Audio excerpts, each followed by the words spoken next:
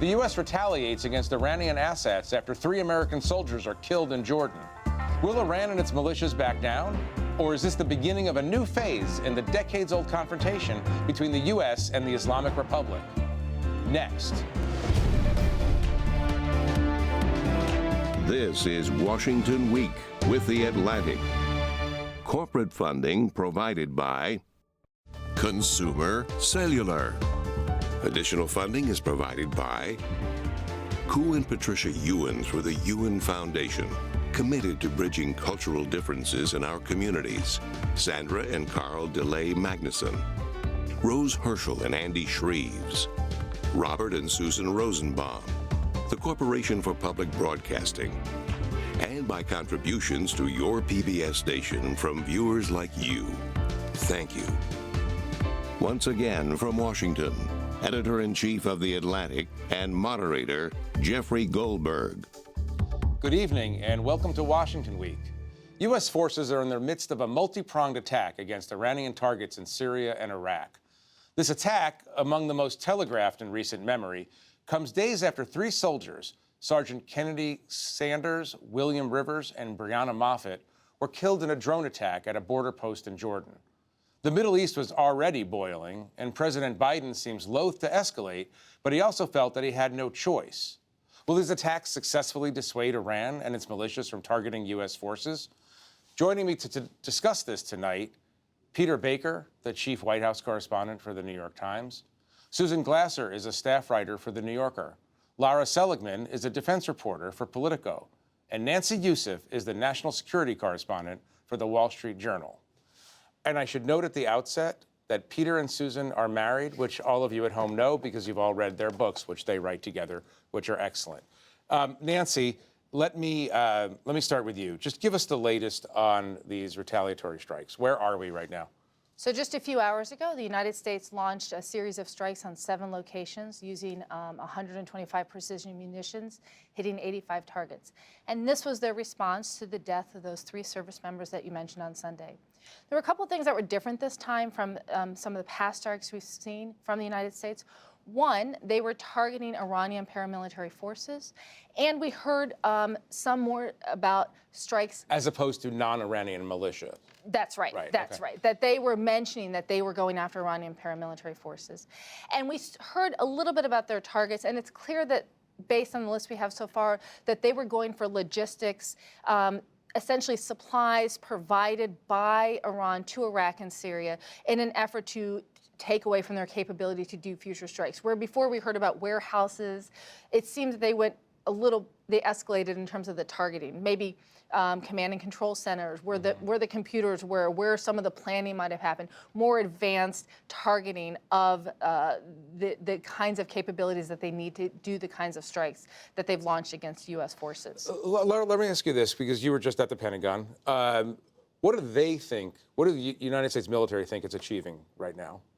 Well, I think that a lot of what's achieving is symbolism. I think that the president really telegraphed this week that there was going to be a response, that there was going to be a multi-tiered response, and this is really the first phase of that. So I think the symbolism is really big here. They used long-range bombers that they flew from the United States. They use the bombers when they want to send a signal of force. I think they also are signaling that President Biden isn't going to stop, and I think there may be additional strikes that How many do you have any sense of how long this is going to go on? My guess is days, probably. I don't think it will be weeks. And I also don't think that they're going to strike inside Iran. And I don't think they're going to strike assets that we've heard about, like Iranian naval vessels. I think that would be too much of an escalation.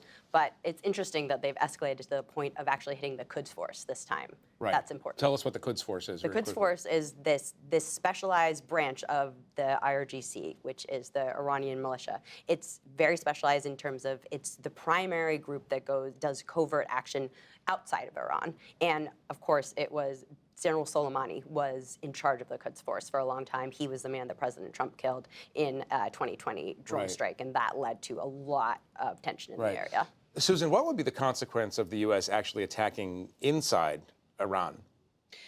Well, that would certainly define escalation, wouldn't it, Jeff? I mean, this is something that's been talked about, what you heard in the immediate aftermath, in fact, of this deadly attack on the U.S. service members the other day was immediately, the large number of Republican hawks here in Washington demanding exactly that, saying, strike them inside Iran. We should do this.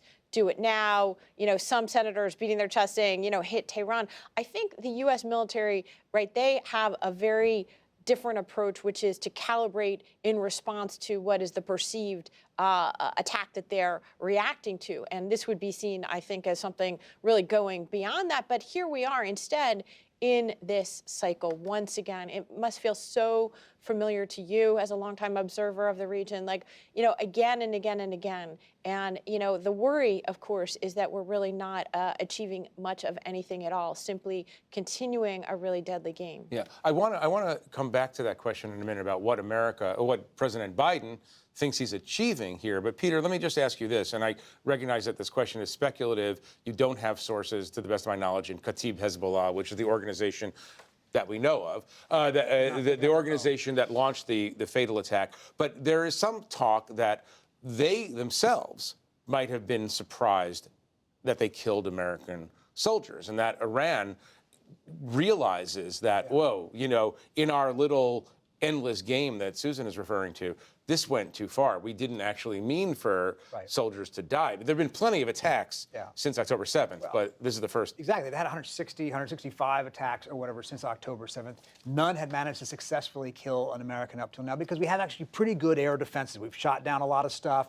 We have hardened targets. They're not able to actually get to our folks. And our people in the administration will say, look, this is not a fundamentally different attack other than the fact that they got lucky. And they got lucky in the sense that we had an American drone coming back to that outpost in Jordan at the same time. And there's some discussion that perhaps the air defenses got confused and therefore the enemy drone managed to do something that hadn't otherwise their been able drone to was do. drafting behind the American drone. Exactly. So we don't know that they intended to escalate to the point of killing Americans, and that's part of the calculation here. Does Iran want a wider war? The intelligence and the administration agencies are saying no, they don't think they do. Well, Nancy, I want to stay on that for a second because Kataib Hezbollah, all these militias across the Middle East, from the Houthis to Hezbollah to Hamas in Gaza, have connections to the IRGC, and for the Iranian Ministry of Intelligence as well. But we don't fully understand how much control,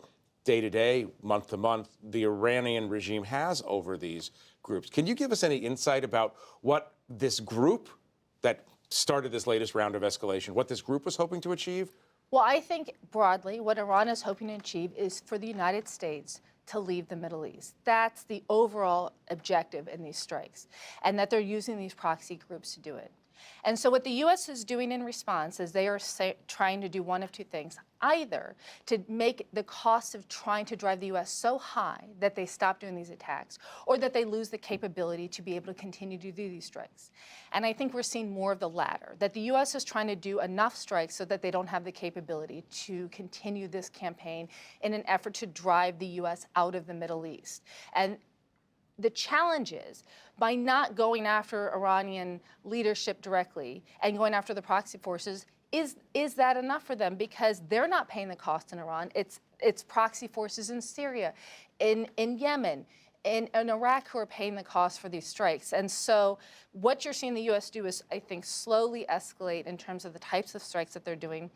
When we started with one facility, we're now at 7, going after openly now Iranian paramilitary members in these countries is an effort to take away the capability and hopefully disincentivize.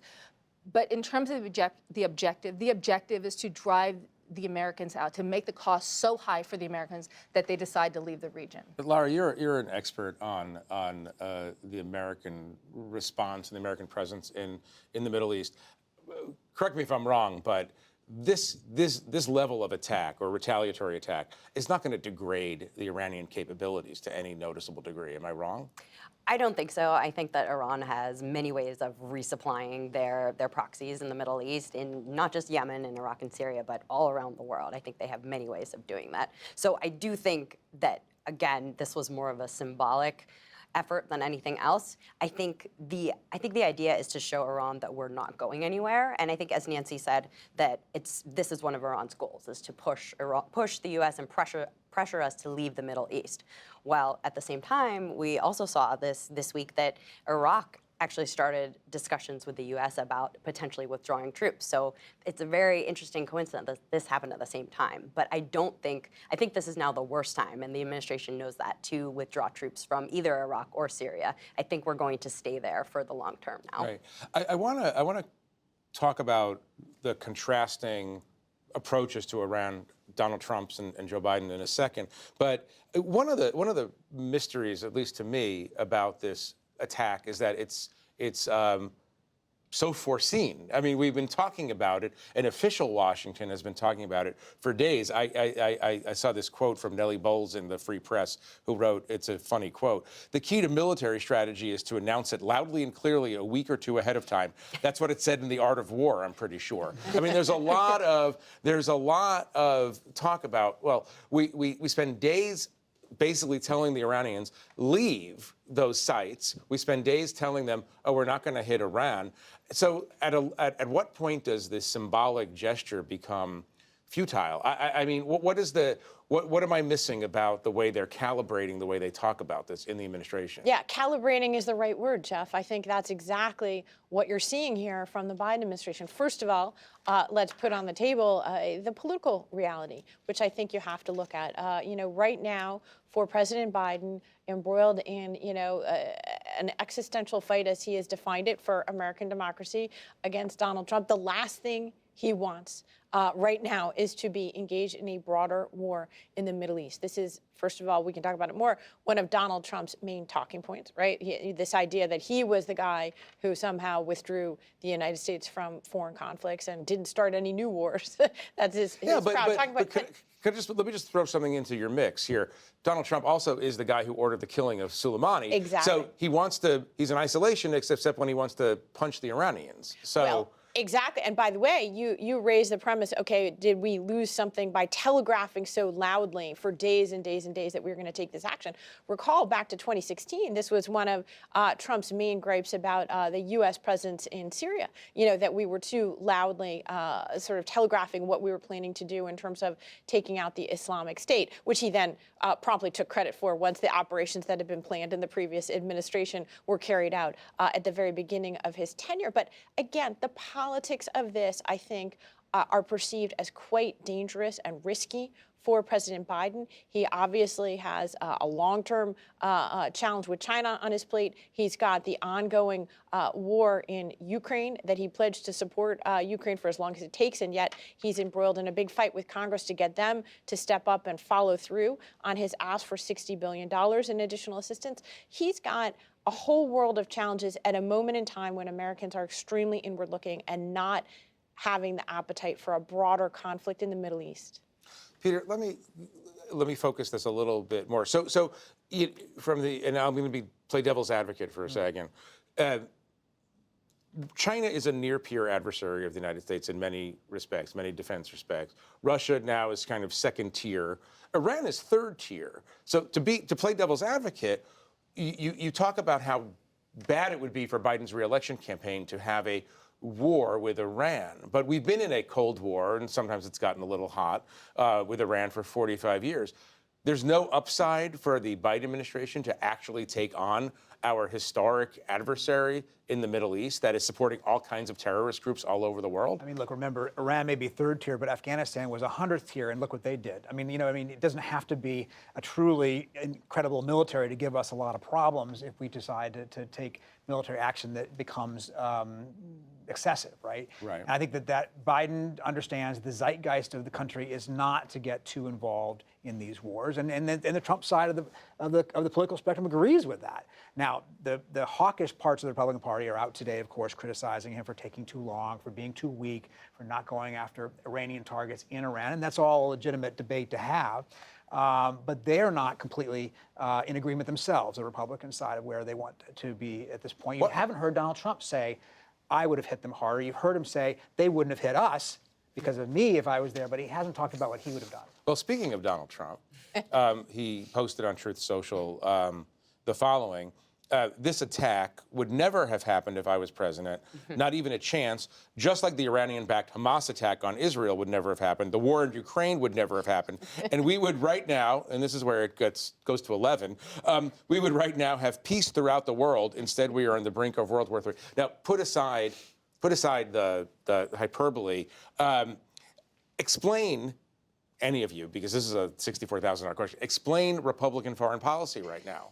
Well, by the way, if you put aside the hyperbole, Jeff, you're not left with an awful lot to dissect. Well, Okay? it starts off in a kind of modulated way, and then it unmodulates. But No, you're right. This is the question right now, which is, what is Republican foreign policy? They are a party divided. And part of the dynamic that we've seen for 8 full years now is that there is a fundamental, not only a conflict, but actually incompatible worldviews between, what you might call the old Republican foreign policy represented now by Mitch McConnell and, some of Tom Cotton. Exactly. The sort of hawkish foreign policy that inevitably invokes Ronald Reagan's name at least 1 million times. That world is the declining but still influential part of the Republican Party. You see Nikki Haley representing some of those views in the Republican primary campaign, but it's on the downward slope. The ascendant views are those of Trump's, what you might call a sort of neo-isolationism,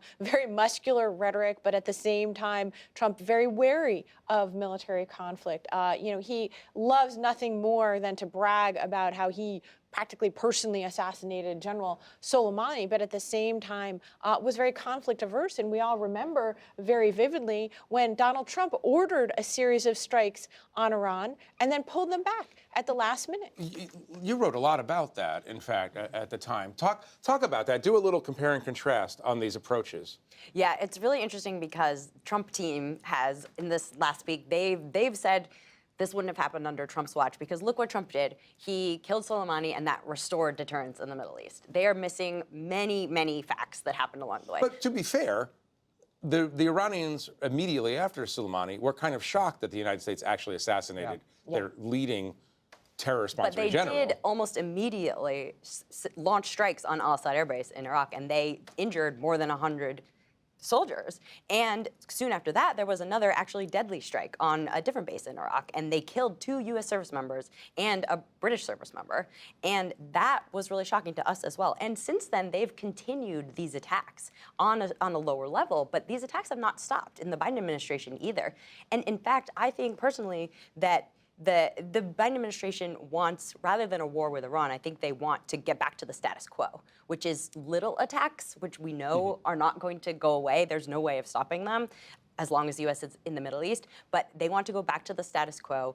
And at the root of that problem is Israel and Israel's campaign in Gaza. And they know that this escalation in the Middle East is not going to stop until those operations stop. And that, I believe, is what they really want to focus on to get that over. Nancy, pick it up there. The Biden team, until this past week, has been working mainly on both helping Israel defeat Hamas, but defeat it in the way that the Americans want them to defeat it.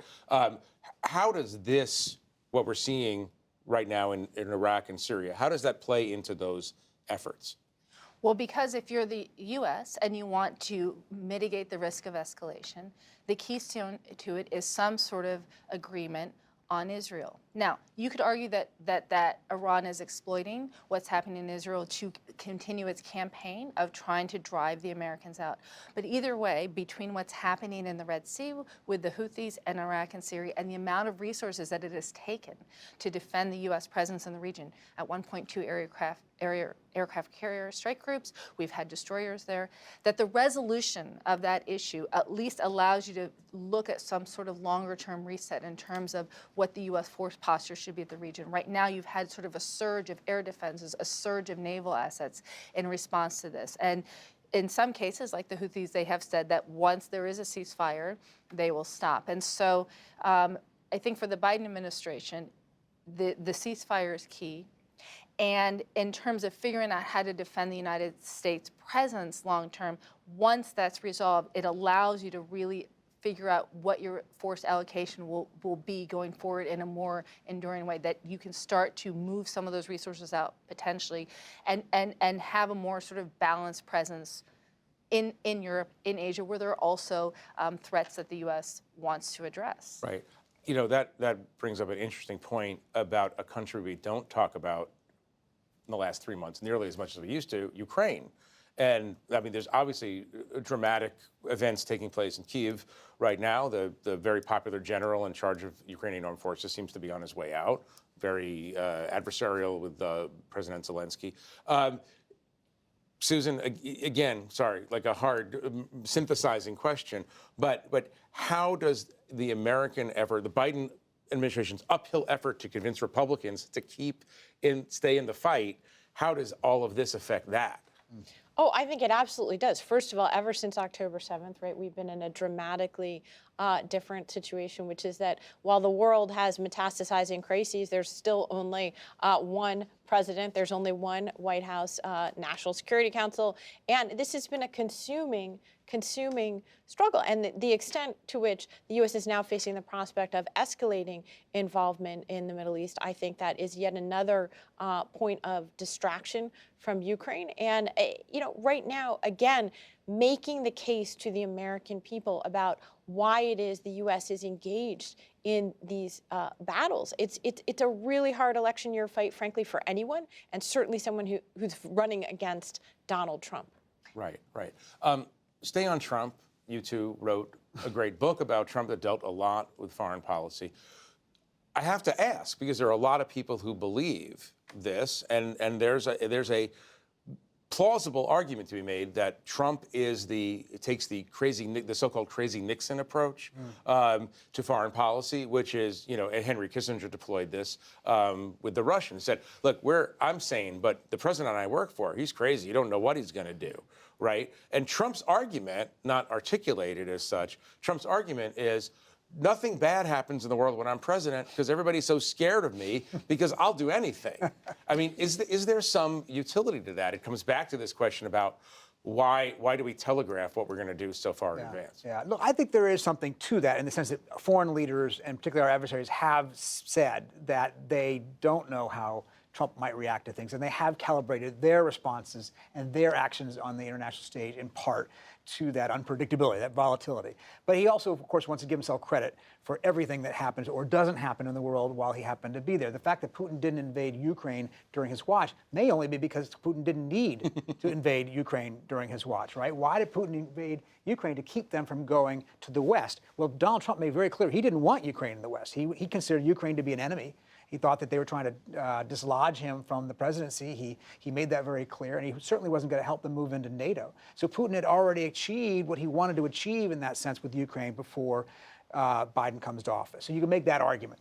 But of course, Trump is going to make it easy for the American voter and simply say, I'm the guy who brought you great peace and nothing bad happened on my watch, which again is a misreading and certainly a rewriting of history, but does raise some interesting questions. Well, you know, what's interesting, Peter, is we're seeing right now, arguably, that Putin is making a calculation in terms of the way ahead in Ukraine, that if Trump is reelected, that maybe I'll be in a better negotiating position. Yeah. Maybe the alliance will and constitution for this war won't last through the year, that combination allows me to actually get a better deal. So in some ways, there are foreign policy decisions being made precisely because they think they know what Trump would do if elected. Well, here, I have to say, like, I agree with you that there's literally zero incentive for Vladimir Putin to stop fighting anytime before November, because he would have someone in the White House who has never believed, by the way, in the legitimacy of Ukraine as an independent state. Donald Trump has not only said that, he said that to the former president of Ukraine, Petro Poroshenko, in the Oval Office itself. The only place where I disagree with you slightly on that is that there's no negotiated deal that Vladimir Putin is looking for. Vladimir Putin is still looking to achieve a form of victory in Ukraine. And as difficult as we might see that scenario, I believe that it's highly, highly unlikely, even with Trump in the White House, that you're going to see some kind of Paris peace talks and Vladimir Putin negotiate a long-term settlement. He has outlined the extinction of Ukraine as an independent entity, and he is pursuing that goal, unfortunately, I think. Peter, in our last seconds, I want to ask you this, and we saw this in the Obama period. We've seen this in almost every presidency over the last 30 or 40 years. Presidents come in, they get sick and tired of the Middle East. They think there's a way out. and there's no way out. no way out. Is Joe Biden learning what President Obama, trying to pivot to Asia? Yeah. You got Ukraine, you've got Taiwan, you've got a million things. Every single time you think that you can do it differently, that you can focus on China, that you can reorder the Middle East, in fact, through these normalization agreements. You don't have to pay attention to the Palestinian dispute. You can move on. And every time the old Middle East comes back and says, wait a second, we're not done yet. And it has trapped each president in different ways, time and time again. We saw it with Bush, we saw it with Obama, we saw it with Trump as his own, character, but and we're certainly seeing it now. Well, we'll probably see it in the next presidency as well. Unfortunately, we need to leave it there for now. But I want to thank our panelists for joining us and for sharing their reporting. And for more on the Middle East crisis, be sure to check out theatlantic.com. And tune in Saturday to PBS News Weekend for a look at the unique measures scientists have taken to save coral reefs. I'm Jeffrey Goldberg. Good night from Washington. Corporate funding for Washington Week with The Atlantic is provided by Consumer Cellular, this is Sam. How may I help you? This is a pocket dial. Well, somebody's pocket. Thought I'd let you know that with Consumer Cellular, You get nationwide coverage with no contract. That's kind of our thing. have a nice day. Additional funding is provided by Koo and Patricia Ewan through the Ewan Foundation, committed to bridging cultural differences in our communities. Sandra and Carl DeLay Magnuson, Rose Herschel and Andy Shreves, Robert and Susan Rosenbaum, the Corporation for Public Broadcasting, and by contributions to your PBS station from viewers like you. Thank you.